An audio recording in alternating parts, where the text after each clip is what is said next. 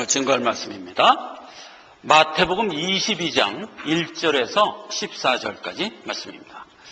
예수께서 다시 비유로 대답하여 가라사대 천국은 마치 자기 아들을 위하여 혼인잔치를 베푼 어떤 임금과 같으니 그 종들을 보내어 그 청한 사람을 혼인잔치에 오라 하였더니 오기를 싫어하거늘 다시 다른 종들을 보내며 가로되 청한 사람들에게 이르기를 내가 오찬을 준비하되 나의 소와 살찐 짐승을 잡고 모든 것을 갖추었으니 혼인잔치에 오소서 하라 하였더니 저희가 돌아보지도 않고 하나는 자기 밭으로 하나는 자기 상업자로 가고 그 남은 자들은 종들을 잡아 능욕하고 죽이니 임금이 노하여 군대를 보내어 그 살인한 자들을 진멸하고 그 동네를 불사르고 이에 종들에게 이르되 혼인잔치는 예비되었으나 청한 사람들은 합당치 아니하니 사거리 길에 가서 사람을 만나는 대로 혼인잔치에 청하여 오라 한대 종들이 길에 나가 악한 자나 선한 자나 만나는 대로 모두 데려오니 혼인잔치에 손이 가득한지라. 11절 임금이 손을 보러 들어올세 거기서 예복을 입지 않은 한 사람을 보고 가로되 친구여 어찌하여 예복을 입지 않고 여기 들어왔느냐 하니 저가 유구무원이거늘 임금이 사람들에게 말하되 그 수족을 결박하여 바깥 어두운 데에 내어 던지라 거기서 슬피 울며 이를 갈미 있으리라. 청혼을 받은 사람은 많되 택함을 입은 자는 적으니라. 아멘. 예, 오늘 이 말씀을 중심으로 해서요.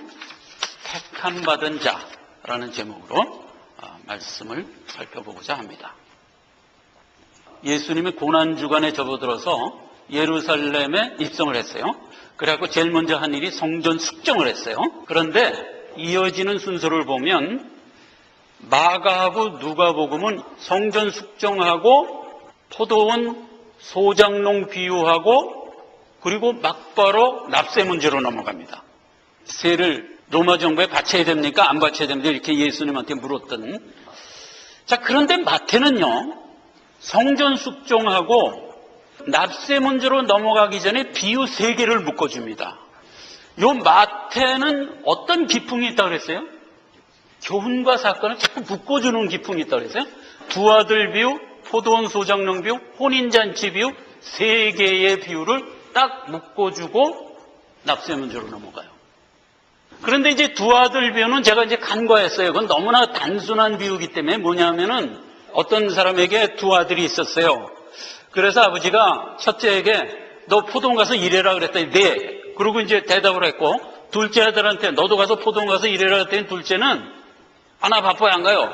그랬단 말이에요. 근데 나중에 보니까 가겠다고 했던 첫째는 안 오고 안 가겠다고 했던 둘째는 간 거야. 그 비유였어요.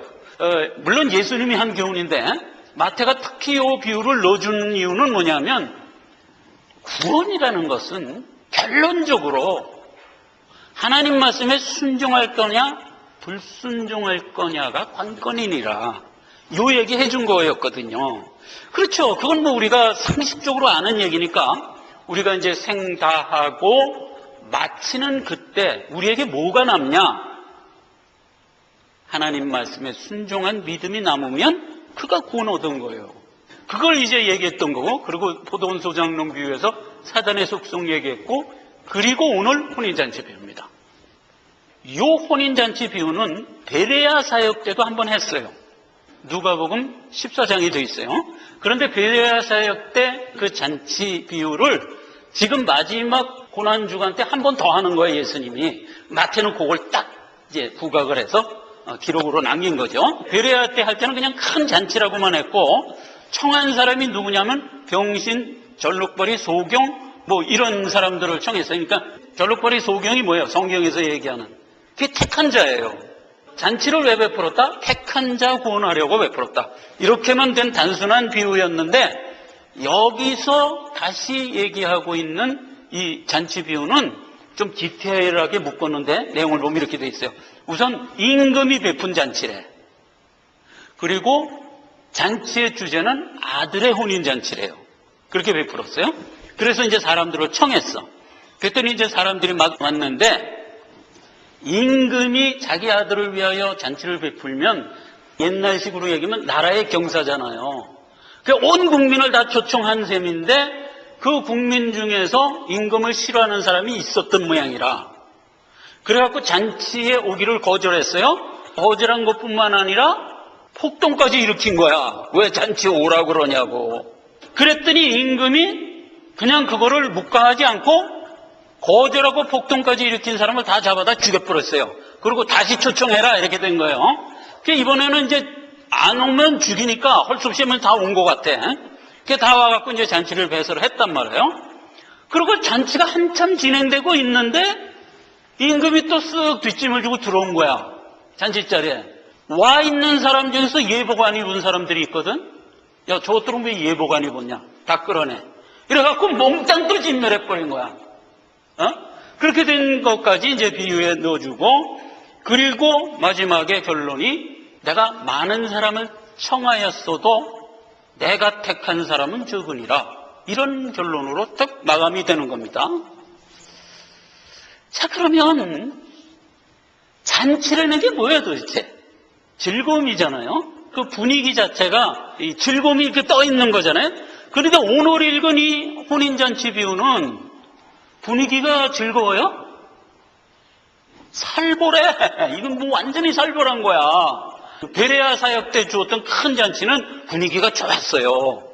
그래갖고 이제 병든다, 전원자, 뭐 눈먼자 다 와서 충분히 먹여서 잔치를 아주 잘했다.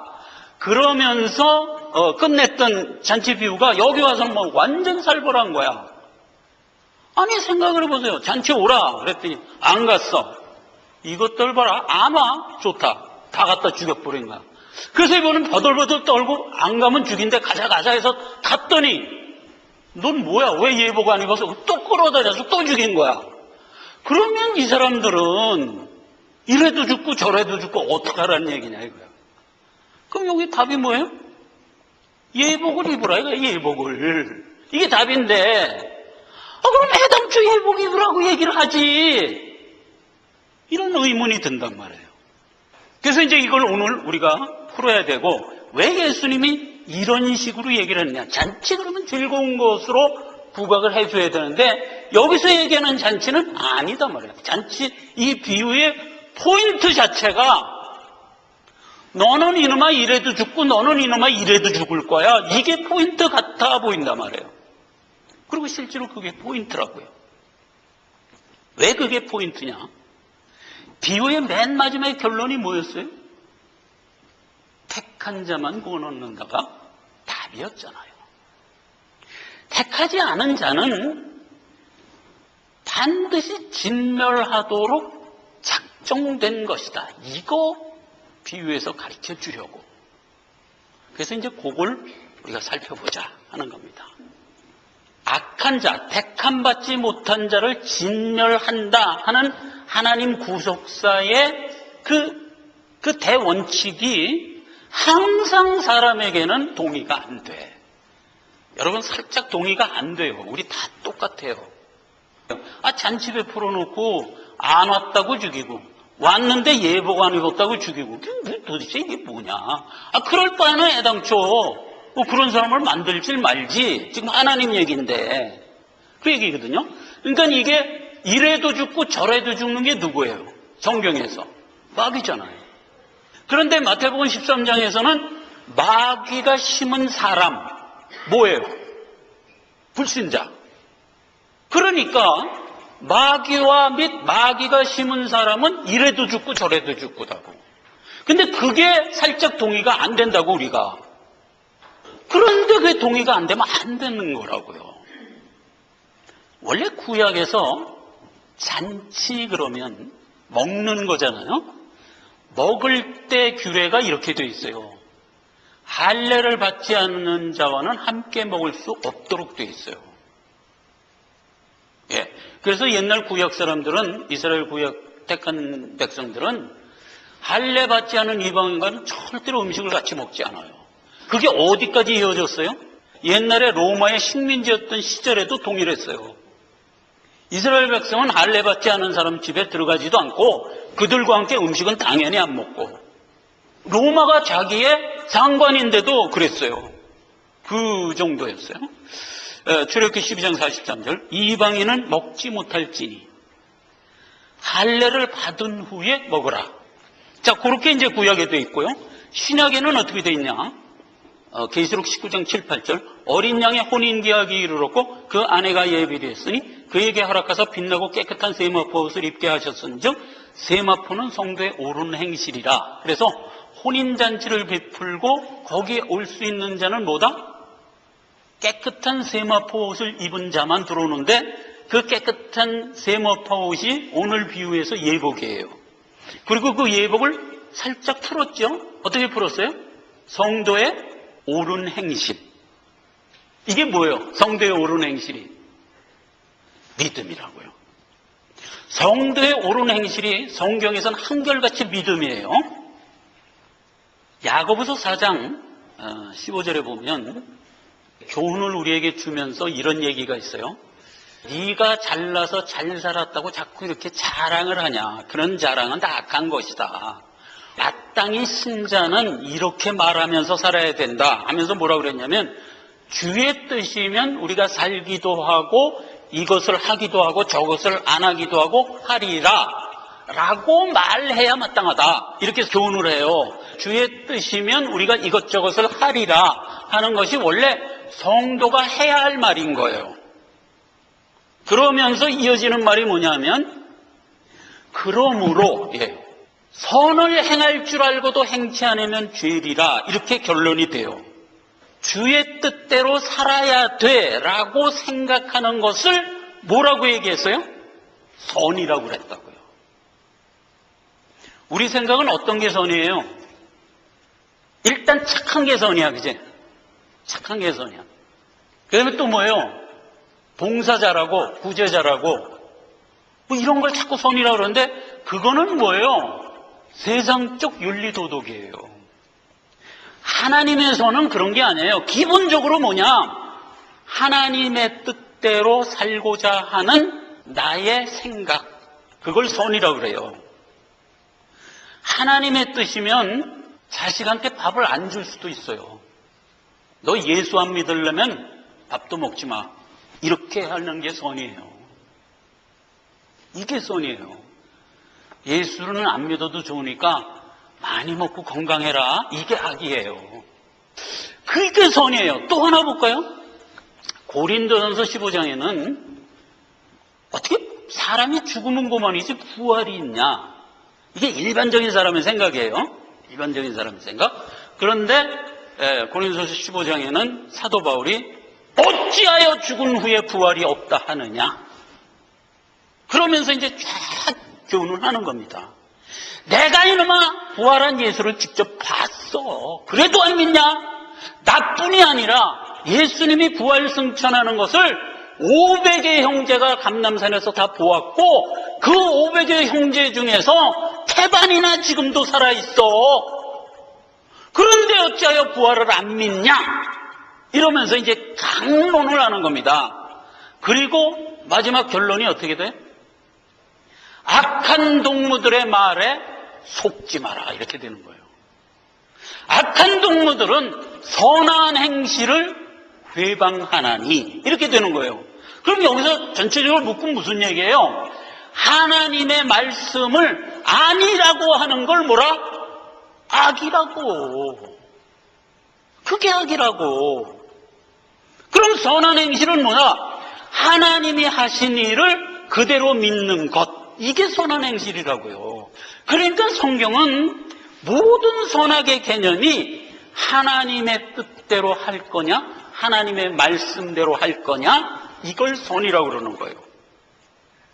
그러니까 계시록에서 성경을 마감하면서 구원받은 사람을 어떻게 묘사했어요? 그는 세마포 옷을 입었다, 예복을 입었다. 그 예복은 선한 행실이라, 즉 하나님의 뜻과 하나님의 말씀에 의거해서 살아온 자니라, 이런 뜻이잖아요. 그게 선이에요. 근데 우리 불신자 중에는 굉장히 착하고 구제 잘하고 남한테 봉사 잘하는 사람도 있어요. 여러분 살면서 그런 사람 보죠? 아주 그런 착한 사람이 있어요. 그런데 하나님에 대해서 전혀 몰라. 그리고 복음을 전해도 꼭 복음이 필요해요. 사람이 그냥 이웃한테 해양 끼치고 이웃한테 좋은 일 하면서 살면 되지 꼭 종교라는 걸 가져야 되나요? 나는 그거 없이도 그냥 이렇게 살래요. 그러고 살다가 죽었어. 그럼 그거 어떻게 될까? 지옥이에요. 아니, 전적으로 동의가 안 되죠. 어떻게 저런 사람이 지옥 가냐? 아니에요. 성령은 그걸 악이라고 그러는 거예요. 그걸 악이라고 그러는 거예요. 우리가 자꾸 그렇게 속으면 안 돼요. 그래서 믿는 자는 선악의 기준을 분명히 알아야 돼요. 하나님이에요, 하나님. 그렇죠? 그래요. 그래서 지금 구약과 신약은 무슨 얘기를 해요? 구원받은 자의 조건이 뭐예요? 구약된 할례, 신약된 믿음이라고요. 그렇게 돼야 그게 구원 얻은 거예요. 에베소서 3장 10절에는 그것을 묶어서 이렇게 얘기합니다. 이는 이제 교회로 말미암아 하늘에서 정사와 권세자들에게 하나님의 각종 지혜를 알게 하려 하심이라 이 말이에요. 그래서 예복 입은 자, 즉 믿음 가진 자들을 교회로 묶어서 그에게 계속 뭐를 하나님이 알게 한다? 하나님을 알게 한단 말이에요. 즉 선하게 만든단 말이에요. 그게 하나님이 하시는 구속사라고요. 오늘 잔치에서 청했다 그랬어요. 사람들을 다 청했다 그랬어요. 자, 청했다는 말은 그게 그 말이 변해서 교회가 된 거예요. 청했다는 말이 헬라어로 칼레오인데 부르다 이런 뜻이에요. 부르다. 그러면 그 칼레오가 변해서 에칼레오 교회가 된 거예요. 그래서 교회의 원뜻은 뭐다? 하나님께로부터 부르심을 받은 자다 말이에요. 로마서 8장 30절에는 우리를 일컬어 이렇게 얘기해요. 미리 정하는 그들을 또한 부르시고 부르신 그들을 또한 의롭다 하시고 의롭다 하신 그들을 또한 영화 완성하였느니라. 이렇게 우리에 대한 하나님의 구속사를 요약해 준 거잖아요. 이게 교회잖아요.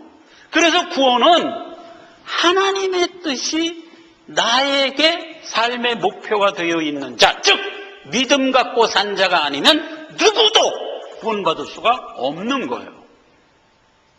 그게 이제 이 비유에 깔려있는 기조죠. 잔치에 나 지금 바빠. 여기 뭐라고 그랬어요? 상업차 바빠. 누가 보면 조금 더 디테일하게 됐어요. 나 속 사서 못 가. 나 밭 사서 못 가. 그리고 하나 더. 나 지금 마침 장가 들어야 돼. 그래서 못 가. 너무나 합당한 이유들이죠. 그렇게 해서 안 왔는데 잡아다 죽였어. 동의가 안 된다니까. 동의해야 돼요. 이것보다 앞서는 것은 없어요. 그러면 이제 불택제를 보란 말이에요. 불택제는 어떠냐? 태초에 주께서 땅에 기초를 두셨으며 하늘도 주의 손으로 지으신 바라. 그러니까 천지를 하나님이 창조했어요. 그런데 그 다음 구절이 굉장히 의미심장해. 그것들은 멸망할 것이나 오직 주는 영존할 것이요 그것들은 다 옷과 같이 낡아질 것이나 주의 영광은 영영하리라. 이렇게 뜻 비교를 하고 있어요. 그러니까 천지는 근본적으로 왜 만들었다? 없어지고 멸망하고 끝내는 돌아갈 것으로 작정하여 만든 게 천지예요. 즉 세상이에요.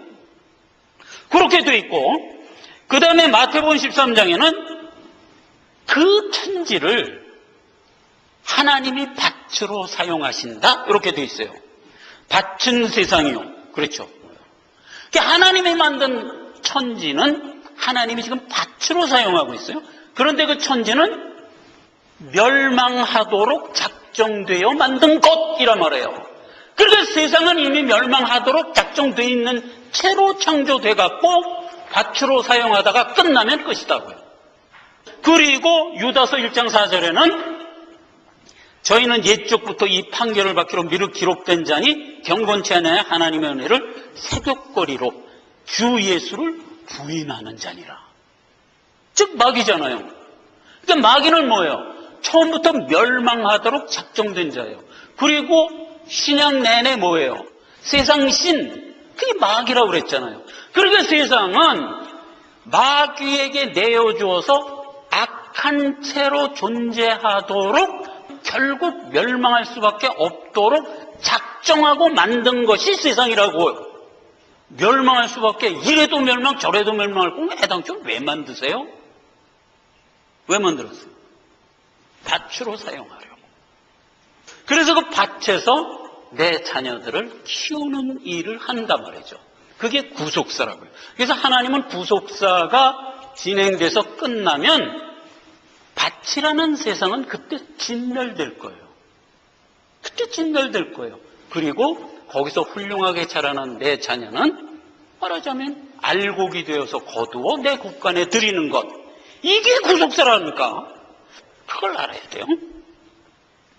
자, 그래서 오늘 이 혼인잔치 비유는 이 근본적인 하나님의 구속사에 악은 멸절하고 하나님의 택한 것은 잘 키워서 완성하리라 라고 하는 이 구속사 전체가 뚝 녹아있는 거예요. 그렇죠? 녹아있고, 그 다음에 그 악을 하나님은 내 자녀를 키우는 밭으로 쓰고 있다 하는 것까지 다 녹아있는 그런 비유였어요.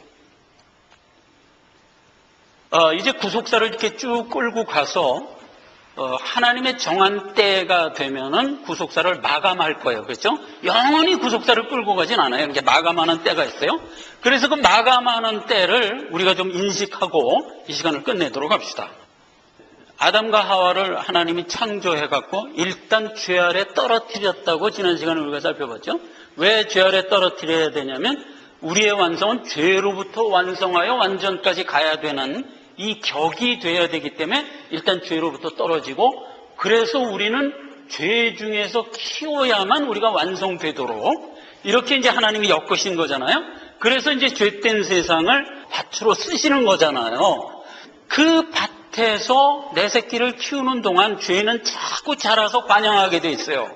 그런데 하나님의 대원칙 중에 하나가 뭐예요? 창세기 6장 12절. 대원칙이 뭐예요? 죄악이 끝간데없이 관영하여 차면 진멸이에요. 죄도 자라요. 자라서 자꾸 자라서 끝까지 가면 그때 진멸인데, 하나님이 물론 이제 그 안에서 하나님의 자녀의 씨를 키워서 키워내지만 그 키워내는 일을 하는 과정에서 죄인 상태를 하나님이 간섭하지 않고 탕 방치해버리면 어떤 일이 생기냐 하는 거 우리에게 한번 보여줬어요. 여러분 보셨어요? 하나님 보여줬어요. 못 봤어요? 봤어요. 여러분 다 봤어요. 어떻게 봤냐? 아담과 하와를 죄 중에 떨어뜨려 놓고 하나님이 방치했어. 죄를 안 만져도 하나님이 타치를 안 했어. 내비뒀더니 인류가 쫙 해갖고 죄악에 관영하는 데까지 걸린 시간이 정확히 1675년이에요. 아니 어떻게 이렇게 연도까지 아냐? 성경에 기록됐으니까 알지. 아담이 태어난 연도서부터 아담이 몇 세 살고 죽고 그 다음에 아담의 후예가 또 몇 세 살고 죽고 해서 쫙 해갖고 노아의 홍수 때까지 연도를 쫙 계산해 보면 1675년이에요. 그러면 보세요. 쫙 죄악의 관영에서 이제 더 이상 이제 하나님이 두고 볼 수 없다. 그래서 심판을 한 게 노아의 홍수 심판이거든요. 그때 하나님이 택한 자 겨우 몇 명 건졌어요? 8명 건졌어요. 그리고 몽땅 진멸해버렸어요. 그게 성경에 기록되어 있는 거예요. 자, 그래서 죄악을 그냥 내버려두면 인류에게 1675년 정도 지나면 그냥 끝간데없이 찬다는 것이 역사적으로 증명이 돼버린 거예요. 그러니까 여러분 다 본 셈이에요. 성경에 기록된 거니까 다 본 거예요. 그런데 지금 보세요. 노아로부터 다시 시작했지? 옛날에 아담서부터 다시 시작했던 것처럼 노아서부터 다시 시작했고 오늘날까지 4000년 흘렀어요. 그럼 어떻게 된 거예요? 진작에 우리는 한번 진멸했어야지.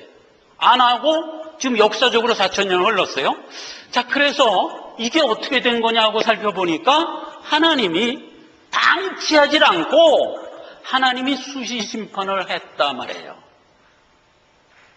죄악이 쫙 자라. 야, 이건 좀 너무 속도가 빠른데? 그러면 한 번 진멸하는 거야. 다시 시작해. 그래서 또 쫙 자라.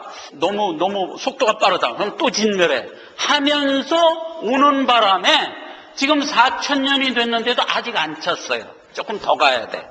이제 차기는 굉장히 찼어요. 왜냐하면 지금 전 세계에 동성애가 막 창궐하는 걸 보면 알 수 있어. 노아의 홍수 때 진멸을 할 때 동성애가 창궐했어요. 그 다음에 소돔과 고모라를 한번 진멸할 때도 소돔과 고모라에 동성애가 막 창궐했었을 때예요. 그러면 그때가 거의 죄악이 관영한 때를 체크할 수 있는 리트머스 시험지가 동성애예요. 근데 지금 동성애가 어느 정도로 찼냐면 법으로 보장을 해. 옛날에는 혐오스러워서 불과 20, 30년 전만 해도 그랬어요. 근데 급격히 요즘에 어떻게 돼요? 안 혐오스러워. 그래 방송에서도 떳떳이 나와. 예능 프로그램에 보면 남자끼리 키스하는 얘기를 장면을 막 이렇게 일부러 엮어서 보여주잖아요. 일상화하게 만들었고 법으로도 그게 보정이 됐다고요. 그게 모든 동성애자가 정정당당하게 그 법의 보호를 받을 수 있도록 해놓은 그런 지경까지 왔어요. 그러니까 지금 죄악이 상당히 관영했다는 것을 우리가 감지할 수 있는 거예요. 4,000년이 됐는데도 아직 끝까지 안 쳤어요. 상당히 차긴 찼는데 아직 끝까지 안 쳤어요. 그러나 하나님은 이렇게 4,000년 흘렀으니까 앞으로도 4,000년 갈 거야는 아닌 거예요. 이제 반드시 마감이 되는데 마감의 기준 또 하나가 뭐죠? 죄가 관영하면 마감. 또 하나 기준, 이게 더 중요한 기준이에요. 우리와 관련된 기준이에요. 복음이 땅끝까지 증거되면 그때 끝이에요. 이게 두 가지 조건이 같이 이제 병행해서 가는 거니까 하나님은 복음이 땅끝까지 증거되도록 왜 해요? 모두에게 구원의 기회를 주기 위해서 복음은 땅끝까지 증거돼야 되는데 지금 어디가 있어요? 복음이 동남아가 있어요. 동남아가 창세후로 복음 한 번도 안 들어갔던 지역이에요. 그런데 최근 20, 30년 사이에 지금 들어갔어요. 그래서 지금 막 거기서 빛의 자녀들이 막 일어나고 있고, 지난번에 우리 사모가 그 미랄 합창 갔을 때 동남아에서 많은 신자들이 왔어. 찬양 신자들이 와가지고 함께 했어요. 동남아 신자들이 지금 굉장히 신실해. 한국말도 모르는데 찬양을 한국말로 다 외워갖고 함께 부르더래. 그 정도로 신실해. 그렇게 해서 이제 동남아 지금 많은 빛의 자녀들이 일어나고 있고, 이제 그 물결이 이어서 어디로 가갔어요? 중동으로 당연히 가지. 중동에도 지금 많이 일어나고 있어요. 그래서 그 브레이드 TV, 그 유튜브에 본 건 나와요. 그래서 중동에 막 지금 선교하고 있는 거를 어떤 그 영화 감독이었던 분이 이제 유튜브에 올리는 게 있어요. 그래서 브레이드 TV에 가면 중동에도 지금 많은 사람들이 믿고 일어나고 있어요. 그래서 결국 어디까지 갈 거예요? 예루살렘까지 가면 복음이 이제 한 바퀴 돈 거잖아요. 그럼 복음이 땅끝까지 증거된 거잖아요. 그러면 주님은 재림하도록 되어 있는 거예요. 아마 그때쯤 되면 죄악도 끝간데 차 있을 거예요. 주님 그걸 조유라는 거예요. 조유라는 거예요. 그러니까 하나님의 정한 때는 하나님이 싹 가려뒀죠. 언젠지는 모르도록 가려뒀는데 하나님은 아시지. 근데 그 지점까지, 그 때까지 죄악이 관영하여 딱 만나도록 지금 죄악을 조율하고 계시는데 그게 뭐다? 수시심판이란 말이에요. 수시심판. 그래서 수시심판의 예를 보면 마태복음 21장 41절에 저희가 말하되 이 악한 자들을 진멸하고 포도원은 제때 실과를 바칠 만한 다른 농부에게 새로 줄지니라. 요게 이제 수시심판의 예지요. 하나님이 다 은혜를 베풀어서 다 줬는데 이들이 전혀 하나님의 부응을 안 해. 그럼 그냥 몽땅 심판하고 진멸해버리고 다른 사람으로 새로 시작하고 이런 식으로 이제 하나님이 이끌어온 거예요.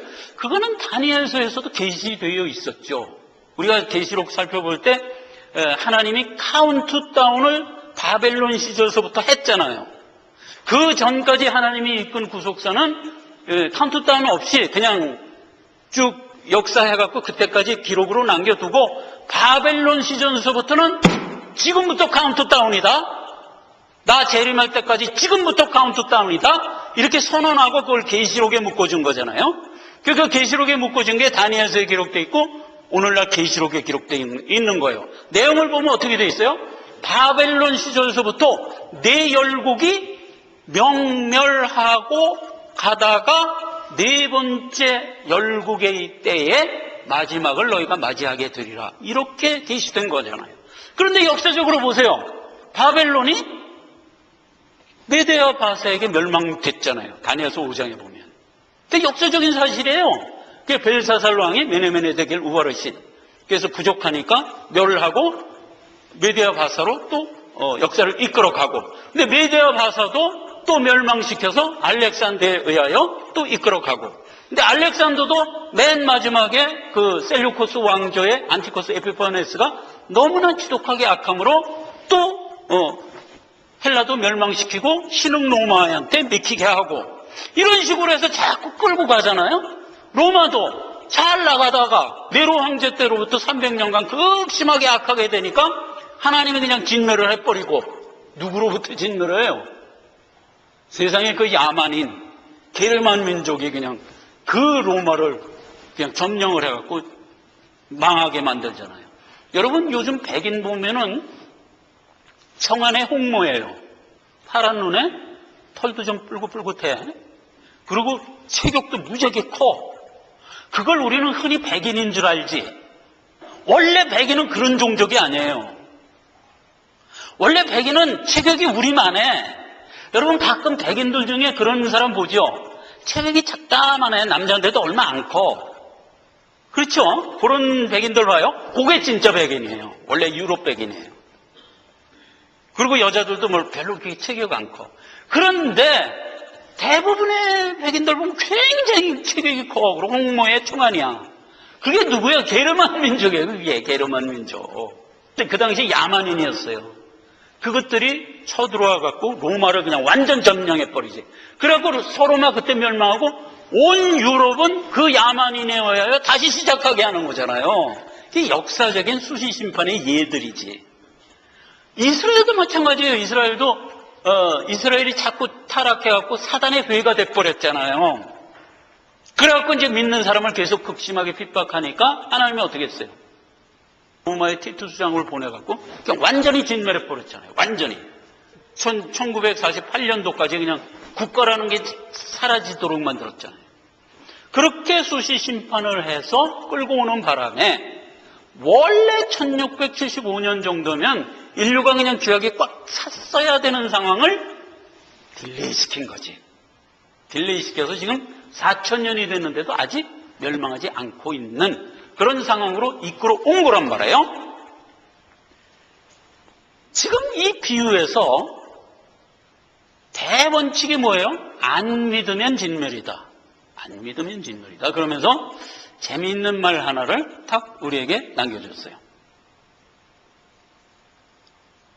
임금이 사관들에게 말하되 그 수족을 결박하여 바깥 어두운 데 내어 던지라. 거기서 슬피 울며 이를 갈미 있으리라.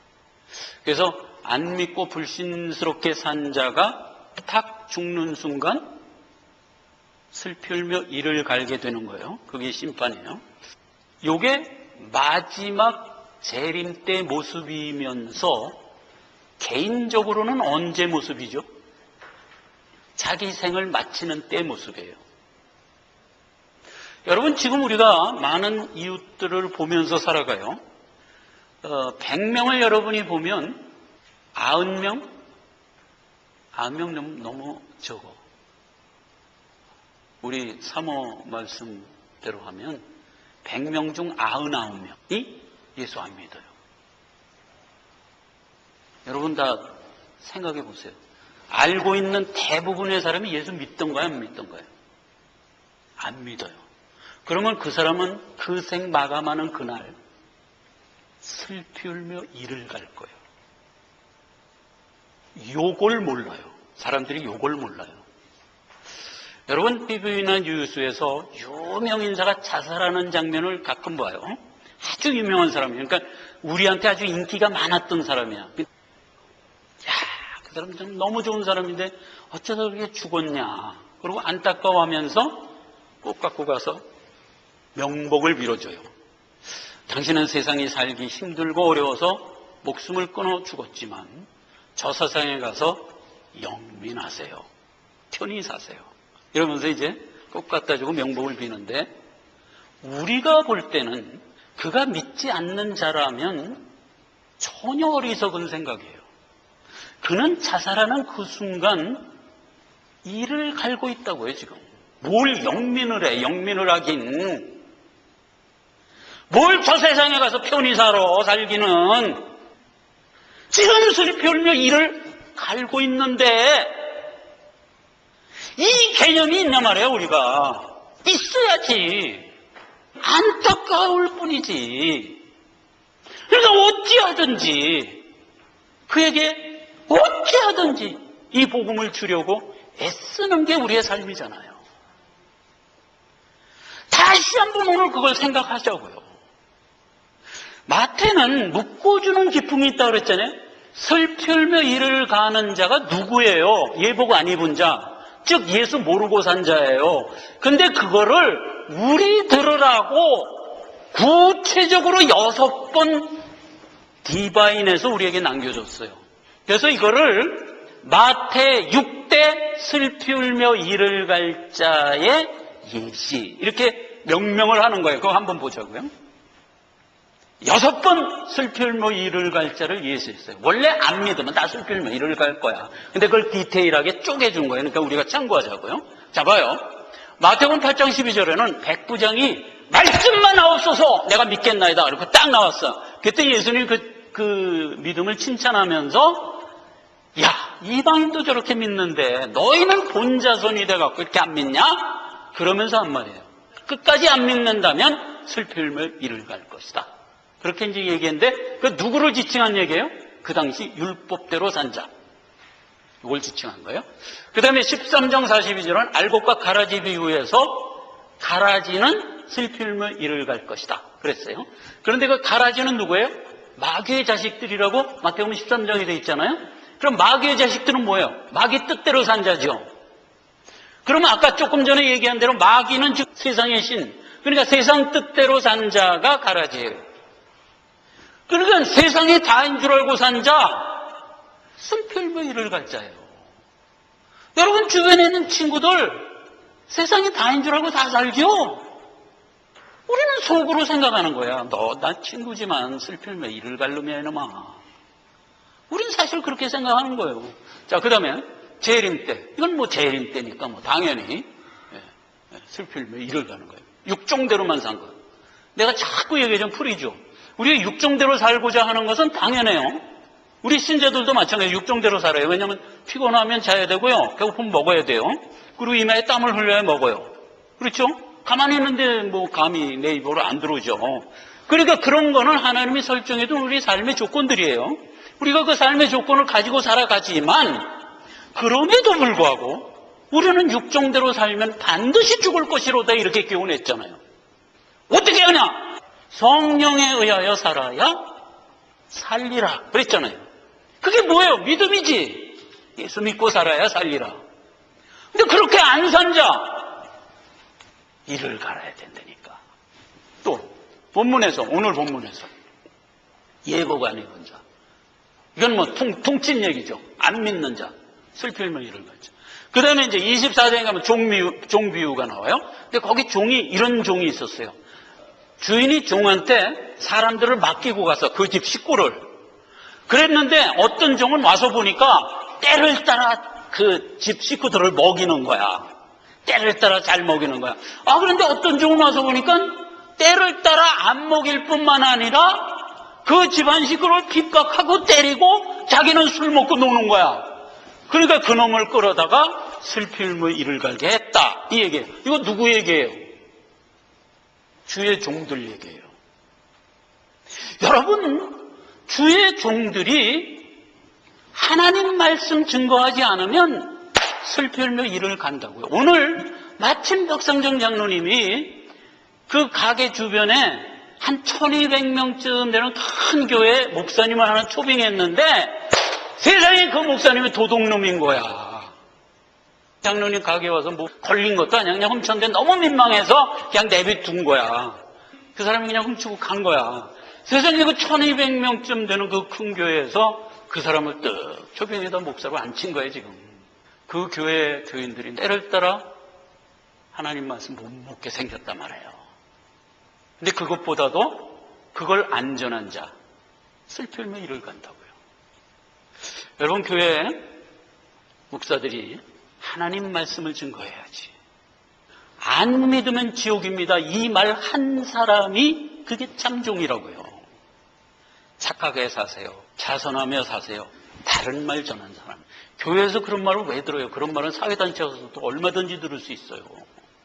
교회는 하나님 말씀 증거하는 곳이잖아요. 교회에서 왜 시국설교를 하냔 말이에요. 독재자는 죽어야 돼. 뭐는 어떻게 해야 돼. 뭐는 어떻게 해야 돼. 이딴 소리를 왜 교회에서 하냔 말이에요. 그건 하나님은 어려우니 알아서 수시심판할까.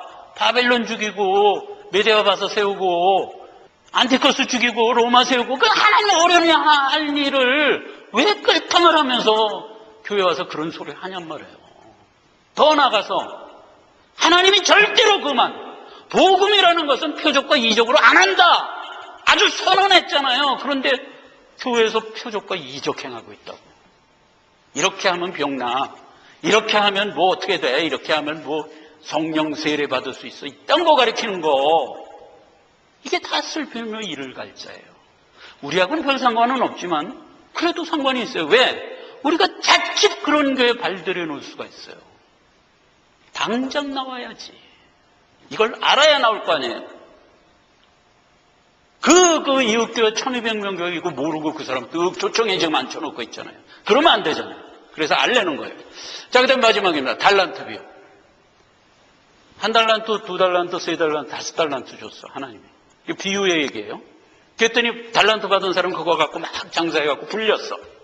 근데 1달란트 받은 사람은 이거 뭐 저 사람 주인이 부자인데 뭐 내가 이거 불려서 준다고 뭐 주인한테 유익되냐? 에이, 묻어두자. 괜히 1달란트 갖고 있다가 날리면 괜히 그때 가서 혼날라. 그리고 땅에 묻어뒀어. 그리고 이제 때가 돼갖고 이제 주인이 다 부른 거야. 자, 내가 준 달란트 이제 갖고 와봐라. 그랬더니 다 남겨갖고 온 거야. 근데 이 사람은 땅에 딱 묻어둔 거 꺼내서 자랑스럽게 얘기했지? 내가 묻어뒀다가 안 잊어버리고 잘 갖고 왔습니다. 저놈을 끌어 슬피며 이를 갈게 하라. 이랬던 거예요. 이게 무슨 얘기예요? 하나님은 우리에게 모든 재능 주고 인생 주고 삶을 줬어요. 우리의 삶을 무슨 목표를 갖고 살려는 거예요? 하나님의 말씀이 우리 삶의 목표가 돼서 살아라 이렇게 줬던 거잖아요. 그래서 나중에 와보니까 우리에게 믿음이 많이 자라있더라. 그러면 하나님이 그에게 상 주는 거잖아요. 그런데 믿음 줬더니 그 믿음 하나도 쓰지 않고 땅에 묻어뒀다가 그 믿음 그대로 갖다 바치면 그게 뭐냔 말이에요. 하나님의 자녀가 아니지 슬픔며 이를 갈지다. 단순히 예수를 안 믿었다. 우리가 두루뭉실이 생각할까봐 마태가 이걸 풀어준 거예요. 우리가 믿음 갖고 살지만 우리는 육정에 내 살아있는 영이 거하며 살고 있어요. 그렇기 때문에 우리는 생내적으로 육정이 나타나게 돼 있어요. 이걸 그러다 하면 안 돼요. 우리에게 나타난 육정이 항상 나를 말하자면 이끌어요. 그럼 뭐 구체적으로 배가 고프면 먹어야지. 졸리면 자야지. 우리는 육정대로 살 수밖에 없도록 하나님이 조건화해 줬어요. 그런 상태에서 우리 보고 점검하라는 거예요. 내가 지금 육정대로 살고 있지만 근간이 뭐냐? 하나님이 내게 주신 말씀이 딱 기둥이 돼서 나에게 있느냐? 이걸 점검하라는 거예요. 어떻게 점검해요? 내가 혹 예수가 아닌 다른 율법을 짚고 있는 건 아닌가? 수시로 나를 점검하라고요. 내가 혹 세상이 다인 줄 사는가? 내가 혹 나 좋은 대로만 사는가? 내가 믿고 있는 게 예수가 아닌 다른 건가? 윤리와 도덕, 세상 교훈 이런 것들이 혹시 내가 가지고 있는 기둥이 아닌가? 점검하라고요. 악한 종, 내가 다니고 있는 교회에서 바른 말 증거하는가? 점검하라고요. 내 삶의 목표가 하나님의 말씀인가? 그때그때 점검하라고요. 그래서 마침내 내 생 다하는 날 내가 붙들고 있는 게 뭐다? 믿음이냐 이 말이에요. 믿음이냐 이 말이에요. 그러면 나는 하나님의 자녀다. 이걸 살아있는 동안 끊임없이 반추하면서 사시란 말이에요. 기도합시다. 하나님 아버지 은혜를 감사합니다. 다른 성경에는 없는 혼인잔치 비유를 특별히 우리에게 남겨주셨습니다. 그래서 우리로 하여금 우리의 삶을 더 경성하여 믿음 갖고 살기를 하나님이 원하십니다. 하나님 은혜를 다시 한번 감사를 드립니다. 우리가 연약한 중에 살더라도 하나님이 우리에게 주신 교훈이 나를 강권하고 넉넉히 하나님의 말씀 안에 거할 줄을 믿습니다. 예수님의 이름으로 기도했습니다. 아멘.